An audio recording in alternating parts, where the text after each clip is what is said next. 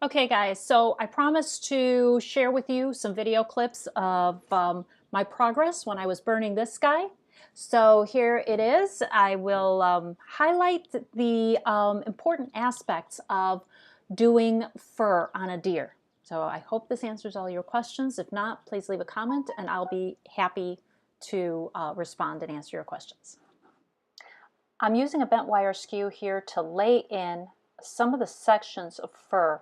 I'm noticing the folds here and laying that in. A bent wire skew does not have any edges, so it gives me a bit of a fatter, softer line than another pen would.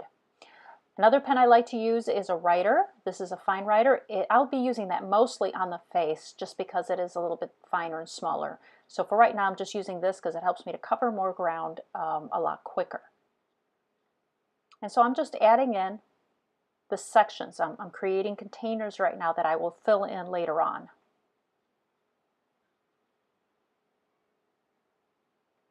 As you can see, I've filled it in. I'm using short strokes, watching the values, making sure that it's not all the same value because I want it to show that there's density. And you'll do that by varying the values of the fur. So you can see here I'm layering it in. If I want something darker, I just go over it. I'm beginning to build up the areas of the fur on the neck. Notice that the neck fur is thicker and longer than what I will be putting in the face.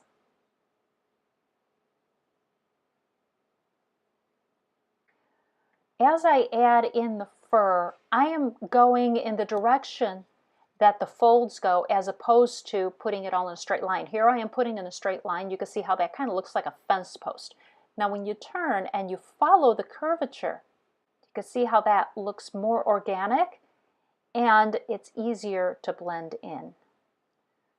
Another good tip is to go through and define the direction that the fur is going. That way when you're in the groove and in the zone and you're adding in your fur, you make sure that it's all going in the direction that it should be going in, because it's easy to lose your way sometimes and just, continue doing one direction when you should be going in a different direction. I'm also laying in certain areas, particularly the dark areas and the areas that have specific structure on the face. I do that first just so that I know where I'm going. Watch the direction and the length of the stroke.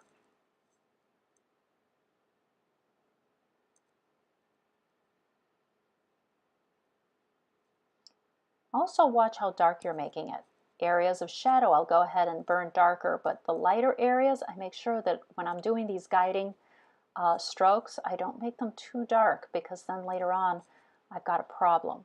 I'd rather make them lighter than darker. I can always darken it later on, but lightening it becomes a challenge.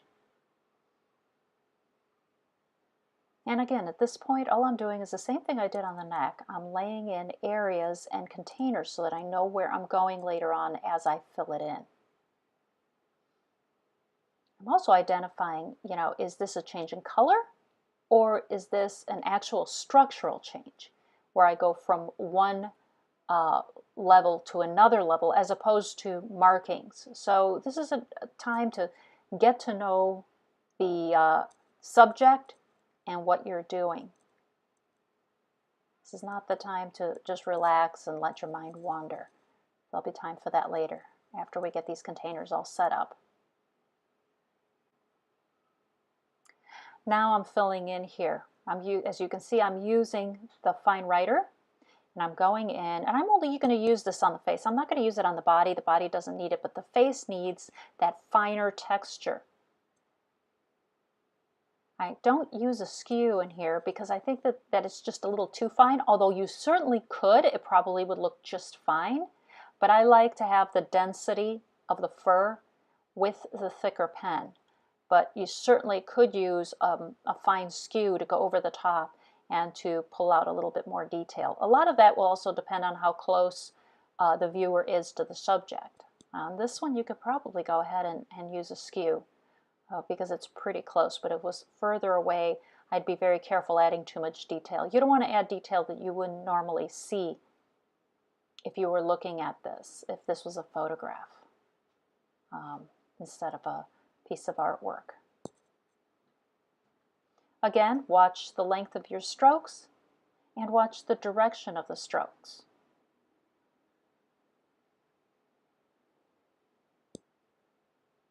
And I build it up just like I did on the rest of the body, layer over layer over layer until it looks exactly like I want it to look. And I'm going over again, adding a little bit of darkness. You could also, at this point, if you have too much texture, you can go over with a shader and just gently shade it. Just be careful you don't get rid of all that delicious texture and smear it with a shader. I'm not a big fan of using the shader, honestly, because I like to see the texture. I think it gives a lot more visual interest, but there are always times when you can use that. And just, you know, understanding when. Like I said, these areas that I'm darkening could be done with a shader. Choosing to use this instead because it allows me to continue adding more texture and it gives more visual richness to the whole image. I hope this video has helped demystify a little bit of the process that I use to do deer fur. So if you have any questions, please put them down in the comments. I hope you enjoyed this and I hope it's helped you. Again, if you want to take a look at more tutorials and some of the other stuff that I offer, including my free Burning Basics video series, you can visit my website at www.burningwithsharon.com. So enjoy the videos and I hope you're going to make good use of all these tips I gave you. Take care. Bye.